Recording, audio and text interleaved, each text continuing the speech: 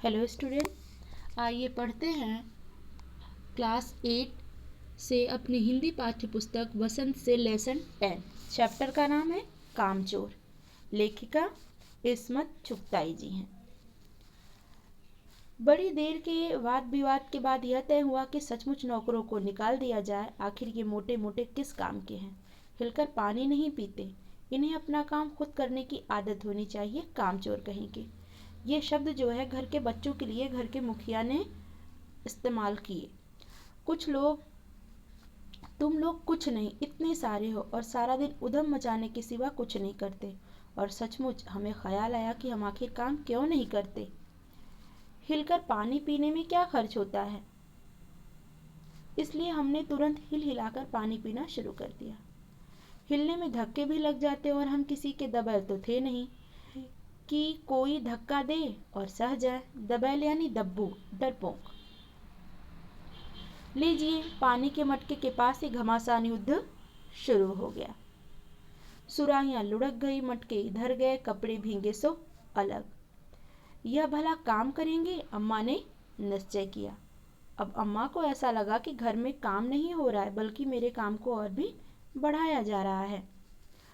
करेंगे कैसे नहीं, देखो जी, जो काम नहीं करेगा उसे रात का खाना हरगिज नहीं मिलेगा, समझे। हरगिज यानी बिल्कुल भी नहीं मिलेगा। यह लीजिए, बिल्कुल शाही फरमान जारी हो गया। शाही फरमान जारी होने से तात्पर्य जिस प्रकार राजा जो है प्रजाजनों को संदेश सुनाता है, उनको आज्ञा देता है। हम काम करने को तैयार हैं, काम बताए जाएं। हमने दुहाई दी, यानी हमने कहा, बहुत से काम है जो तुम कर सकते हो। मिसाल के लिए, यह दरी कितनी मैली हो रही है, आंगन में कितना कूड़ा पड़ा है, पेड़ों में पानी देना है। और भाई, मुफ्त तो यह काम करवाए नहीं जाएंगे, तुम सबको तनख्वाह मिलेगी। अब्बा मियाँ ने कुछ काम समझाए और दूसरे कामों का हवाला दिया। माली को तनख्वाह मिलती है, अगर सब बच्चे मिलकर पानी डालें तो। ए हे, खुदा के लिए नहीं, घर में बाढ़ आ जाएगी। अम्मा ने याचना की। अम्मा ने याचना की अर्थात अम्मा ने अनुरोध किया। चूंकि अब बात तनख्वाह की थी, तो फिर भी तनख्वाह के सपने देखते हुए हम लोग काम पर तुल गए यानी लग गए। एक दिन फर्शी दरी पर बहुत से बच्चे जुट गए और चारों ओर से कोने पकड़कर झटकना शुरू किया। दो चार ने लकड़ियां लेकर धुआंधार पिटाई कर दी। सारा धूल घर में अट गया। खांसते खांसते सब बेदम हो गए। सारी धूल जो दरी पर थी, जो फर्श पर थी, सबके सिरों पर जम गई, नाकों और आंखों में घुस गई। बुरा हाल हो गया सबका। हम लोगों को तुरंत आंगन से निकाला गया। वहां हम लोगों ने फौरन झाड़ू लेने का फैसला किया। बच्चे काम करते जा रहे हैं, अब ये हुआ कि झाड़ू लगा लें, क्योंकि धूल भर गई है। झाड़ू क्योंकि एक थी और तनख्वाह लेने वाले उम्मीदवार बहुत, इसलिए क्षण भर में झाड़ू के पुर्जे उड़ गए। जितनी सीखी उतने हाथ पड़ी, वह उनके ही उल्टे सीधे हाथ मारने लगा। अम्मा ने सिर पीट लिया। सिर पीट लिया यानी परेशान हो गई। भाई, ये बुजुर्ग काम करने दे तो इंसान काम करे, जब जरा जरा सी बात पर टोकने लगे तो बस हो चुका काम। अब समझ नहीं आ रहा था कि इनके लिए क्या किया जाए। असल में झाड़ू लेने के पहले जरा सा पानी छिड़क लेना चाहिए, बस। यह ख्याल आते ही तुरंत दरी पर पानी छिड़का गया। एक तो वैसे ही धूल से अटी हुई थी, पानी पड़ते ही सारी धूल कीचड़ बन गई। अब सब आंगन से भी निकाले गए। तय हुआ कि पेड़ों को पानी दिया जाए। बस सारे घर की बाल्टियां, लोटे, तसले, भगोने, पतीलियां लूट ली गईं। जिन्हें ये चीजें भी न मिली, वे डोंगे, कटोरे और गिलास ही ले भागे। अब सब लोग नल पर टूट पड़े। यहाँ भी वह घमासान मची, यानी धक्का मुक्कू यहाँ भी शुरू हो गया। मजाल जो एक बूंद पानी भी किसी के बर्तन में आ सके। ठूसम ठास, किसी की बाल्टी पर पतीला, पतीले पर लोटा, लोटे पर भगोना और डोंगे। पहले तो धक्के चले, फिर कुहनियाँ, इसके बाद बर्तन। फौरन बड़े भाइयों बहनों, मामुओं और दमदार मौसियों फूफियों की कुमक भेजी गई। कुमक यानी इन लोगों को भेजा गया, फौज बना करके इनको भेजा गया। फौज मैदान में हथियार फेंक कर पीठ दिखा गई। अब जो बच्चे वहां पर पूरा बर्तन लेकर के पानी के लिए आपस में लड़ाई कर रहे थे। इन लोगों के आते ही वो लोग वहां पर बर्तन फेंके और वहां से भाग लिए। इस धींगा मुश्ती में कुछ बच्चे कीचड़ में लथपथ हो गए, जिन्हें नहला कर कपड़े बदलवाने के लिए नौकरों की वर्तमान संख्या काफी नहीं थी। पास के बंगले से नौकर आए और 4 आना प्रति बच्चा के हिसाब से नहलाए गए। हम लोग कायल हो गए कि सचमुच यह सफाई का काम अपने बस की बात नहीं, और न पेड़ों की देखभाल हमसे हो सकती है। कम से कम मुर्गियां ही बंद कर दें। अब बच्चे सोचते हैं कि ऐसा प्रतीत होता है जैसे हम कोई काम नहीं कर सकते। इतना हमसे नहीं हो रहा, तो चलो जो मुर्गियां बाहर निकली हैं उन्हीं को दड़बे में बंद कर देते हैं।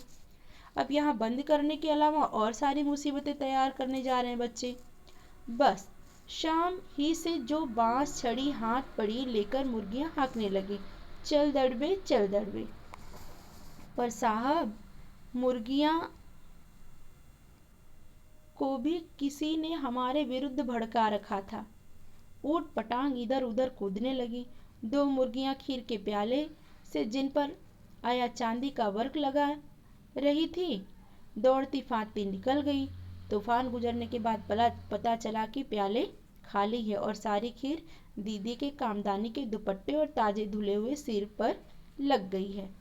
एक बड़ा सा मुर्गा अम्मा के खुले हुए पानदान में कूद पड़ा और कत्थे चूने में लुथड़े हुए पंजे लेकर नानी अम्मा की सफेद दूध जैसी चादर पर छापे मारता हुआ निकल गया। बच्चों के काम करने की बारी थी या काम बढ़ाने की। एक मुर्गी दाल की पतीली में छपाक मारकर भागी और सीधी जाकर मोरी में इस तेजी से फिसली कि सारी कीचड़ मौसी जी के मुंह पर पड़ी, जो बैठी हुई हाथ मुंह धो रही थी। उधर सारी मुर्गियां बेनकेल यानी बिना नकेल के ऊंट बनी चारों तरफ दौड़ रही थी। एक भी दड़बे में जाने को राजी न थी। इधर किसी को सूझी कि वो भेड़ें आई हुई हैं, लगे हाथ उन्हें भी दाना खिला दिया जाए। दिन भर की भूखी भेड़ें दाने का सूप देखकर जो सबकी सब झपटी, तो भाग कर जाना कठिन हो गया। लस्टम फस्टम तख्तों पर चढ़ गई, पर भेड़ें चाल मशहूर है। उनकी नजर तो बस दाने के सूप पर जमी हुई थी। पलगों को फलांग बर्तन लुढ़काती साथ साथ चढ़ गई। तख्त पर बानी दीदी का दुपट्टा फैला हुआ था, जिस पर गोरखी चंपा और सलमा सितारे रखकर बड़ी दीदी मुगलनानी बुआ को कुछ बता रही थी, यानी वो कढ़ाई का काम उनको बता रही थी। भेड़ें बहुत निसंकोच सबको रौंदती मेघनों का छिड़काव करती हुई दौड़ गई। जब तूफान गुजर चुका तो ऐसा लगा जैसे जर्मनी की सेना टैंकों और बम्बारों सहित उधर से छापा मारकर गुजर गई हो। जहां जहां से सूप गुजरा, भेड़ें शिकारी कुत्तों की तरह गंध सूंघती हुई हमला करती गई। सज्जन माँ एक पलंग पर दुपट्टे से मुंह ढाके सो रही थी। उन पर से जो भेड़ें दौड़ी तो न जाने वह सपने में किन महलों की सैर कर रही थी। दुपट्टे में उलझी हुई मारो मारो चीखने लगी। इतने में भेड़ें सूप को भूलकर तरकारी वाली की टोकरी पर टूट पड़ी। वह दालान में बैठी मटर की फलियां तोल तोल कर रसोइयों को दे रही थी। वह अपनी तरकारी का बचाव करने के लिए सीना तान कर उठ गई। आपने कभी भेड़ों को मारा होगा तो अच्छी तरह देखा होगा कि बस ऐसा लगता है जैसे कोई रुई के तकिए को कूट रहा हो। भेड़ों को चोट तो लगने वाली है नहीं। बिल्कुल यह समझकर कि आप उनसे मजाक कर रहे हैं, वह आप ही पर चढ़ बैठेंगी। जरा सी देर में भेड़ों ने तरकारी छिलकों समेत अपने पेट की कड़ाही में झोंक दिया। इधर यह प्रलय मची थी, उधर दूसरे बच्चे भी लापरवाह नहीं थे। इतनी बड़ी फौज थी जिसे रात का खाना न मिलने की धमकी मिल चुकी थी। वे 4 भैंसों का दूध दुहने पर जुट गए। धुली बेधुली बाल्टी लेकर 8 हाथ 4 थनों पर पिल गए, यानी लग गए। भैंस एकदम जैसे चारों पैर जोड़कर उठी और बाल्टी को लात मारकर दूर जा खड़ी हुई। तय हुआ कि भैंस की अगाड़ी पिछाड़ी बांध दी जाए और फिर काबू में लाकर दूध दूह लिया जाए।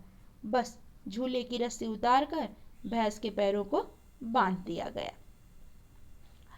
पिछले 2 पैर चाचा जी की चारपाई के पायों से बांधा, अगले 2 पैरों को बांधने की कोशिश जारी थी कि भैंसे चौकन्नी हो गई, यानी सावधान हो गई। छूटकर जो भागी तो पहले चाचा जी समझे कि शायद कोई सपना देख रहे हैं। फिर जब चारपाई पानी के ड्रम से टकराई और पानी छलक कर गिरा तो समझे कि आंधी तूफान में फंसे हैं, साथ में भूचाल भी आया हुआ है। फिर जल्दी ही उन्हें असली बात का पता चल गया और वह पलंग की दोनों पटरियां पकड़े बच्चों को छोड़ देने वालों को बुरा भला सुनाने लगे। यहाँ बड़ा मजा आ रहा था। भैंस भागी जा रही थी और पीछे पीछे चारपाई और उस पर बैठे हुए थे चाचा जी। ओह, एक भूल ही हो गई, यानी बछड़ा तो खोला ही नहीं, इसलिए तत्काल बछड़ा भी खोल दिया गया। तीर निशाने पर बैठा और बछड़े की ममता में व्याकुल होकर भैंस ने अपने खुरों को ब्रेक लगा दिया, अर्थात रुक गई। बछड़ा तत्काल जुट गया, दूहने वाले गिलास कटोरे लेकर लपके, क्योंकि बाल्टी तो छपाक से गोबर में जा गिरी थी। बछड़ा फिर भी बागी हो गया। वह दूध जमीन पर और कपड़ों पर गिरा, 2-4 धारें गिलास कटोरे पर भी पड़ गई, बाकी बछड़ा पी गया। यह सब कुछ कुछ मिनट के 3/4 में हो गया। घर में तूफान उठ खड़ा हुआ। ऐसा लगता था जैसे सारे घर में मुर्गियां, भेड़े, टूटे हुए तसले, बाल्टियां, लोटे, कटोरे और बच्चे थे। बच्चे बाहर किए गए, मुर्गियां बाग में हकाई गईं, मातम सा मनाती तरकारी वाले के आंसू पोंछे गए और अम्मा आगरा जाने के लिए सामान बांधने लगी। या तो बच्चा राज कायम कर लो या मुझे ही रख लो, नहीं तो अब मैं चली मायके, अम्मा ने चुनौती दे डाली। बेतरतीब तरीके से बच्चों के काम की वजह से अम्मा काफ़ी परेशान हो गई थी और उन्होंने घर के मालिक को कह दिया, अर्थात अपने पति को कह दिया कि या तो बच्चों का ही राज कायम करा लो, उन्हीं से काम करवा लो, या तो मुझे ही रख लो। और अब्बा ने सबको कतार में खड़ा करके पूरी बटालियन का कोर्ट मार्शल कर दिया। अगर किसी बच्चे ने घर की किसी चीज को हाथ लगाया तो बस रात का खाना बंद हो जाएगा। ये लीजिए, इन्हें किसी करवट शांति नहीं। हम लोगों ने भी निश्चय कर लिया कि अब चाहे कुछ भी हो जाए, हिलकर पानी भी नहीं पिएंगे, अर्थात हम किसी भी काम को हाथ नहीं लगाएंगे। ये थी कहानी जो इस्मत चुगताई द्वारा रचित है। आइए इसके प्रश्न उत्तर पर नजर डालते हैं। पहला है, कहानी में मोटे मोटे किस काम के हैं, किन के बारे में और क्यों कहा गया है। यह है, कहानी में मोटे मोटे शब्द बच्चों के लिए कहे गए हैं क्योंकि वो काफी मोटे और स्वस्थ थे। और क्यों कहा गया है, इसलिए कहा गया कि वो कोई काम वगैरह नहीं करते थे। बच्चों के उधम मचाने के कारण घर की क्या दुर्दशा हुई। बच्चों के उधम मचाने के कारण घर पूरा अस्त व्यस्त हो गया। ऐसा लग रहा था जैसे घर में कोहराम मचा हुआ है। थर्ड, या तो बच्चा राज कायम कर लो या मुझे ही रख लो। अम्मा ने ये कब कहा और इसका परिणाम क्या हुआ। अम्मा ने जब घर की दुर्दशा देखी, ऐसा लग रहा था कि जैसे किसी ने बमबारी कर दिया हो। घर की बुरी हालत देख करके अम्मा ने यह निर्णय लिया कि अब मुझे यहाँ नहीं रहना है। और उसका परिणाम ये हुआ कि जो घर के मुखिया यानी बच्चों के जो अब्बा थे, उन्होंने ये कह डाला कि घर के बच्चे किसी भी काम को हाथ नहीं लगाएंगे, नहीं तो उन्हें शाम का खाना नहीं मिलेगा। अब कामचोर कहानी क्या संदेश देती है। कामचोर कहानी हमें यह संदेश देती है कि काम को करने से पहले उसके बारे में समझना जरूरी है। और दोनों लोगों पर यह निर्भर करता है, काम करवाने पर वाले पर भी और काम करने वाले पर भी। अगर संयुक्त परिवार है और उसमें बड़े चाहते हैं कि बच्चे कुछ काम करें, तो उस काम को पहले बड़े खुद करके बच्चों को दिखाएं, उनका मार्गदर्शन करें, उन्हें सही दिशा निर्देश दें और बच्चों को अपने छोटे मोटे काम खुद ही करने चाहिए, जिससे उनके अंदर काम करने की क्षमता का विकास हो और वह कभी भी किसी दूसरे पर निर्भर न रहे। क्या बच्चों ने उचित निर्णय लिया कि अब चाहे जो कुछ भी हो जाए हिलकर पानी नहीं पिएंगे? नहीं, यह बच्चों का निर्णय सही नहीं था। बल्कि बच्चों को एहतियात के साथ सीखने का प्रयास करना चाहिए था और अपनी गलतियों को सुधारने का। घर के सामान्य काम हो या आप निजी काम, प्रत्येक व्यक्ति को अपनी क्षमता के अनुरूप उन्हें करना आवश्यक क्यों है? क्योंकि ऐसा करने से किसी एक व्यक्ति पर बोझ भी नहीं पड़ेगा और अपना काम स्वयं करने से व्यक्ति धीरे धीरे आत्मनिर्भर भी हो जाएगा। भरा पूरा परिवार कैसे सुखद बन सकता है और कैसे दुखद, कामचोर कहानी के आधार पर निर्णय लीजिए। अब इन दोनों परिवारों में अगर कामचोर कहानी के आधार पर निर्णय देखा जाए तो सबसे पहले तो जो भी काम जिस बच्चे को या जिस व्यक्ति को दिया जाए वो उसके बारे में उसे सही जानकारी दी जाए और उसके लिए मार्गदर्शक के रूप में बड़ों का उनके साथ होना चाहिए। अगर सबके सुख दुख में सारे लोग सहभागी होते हैं तो वो सुखमय होता है, और अगर सुख साझेदारी नहीं लेते हैं तो वो दुखदाई हो जाता है।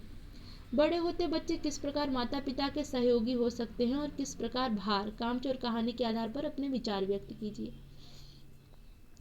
सहयोगी होने से तात्पर्य है कि अगर बच्चे जैसे कि अपना होमवर्क कर लें, अपना लंच बॉक्स बैग में रख लें, क्योंकि छोटे बच्चे तो यही सब कर सकते हैं।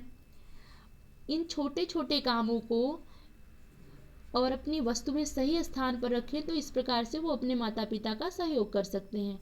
और भार किस प्रकार बन सकते हैं? वो किसी भी काम को हाथ न लगाएं और सारा अपना सामान इधर उधर फेंक दें, अस्त व्यस्त कर दें, तो जिस वजह से घर के पेरेंट्स भी परेशान हो जाते हैं।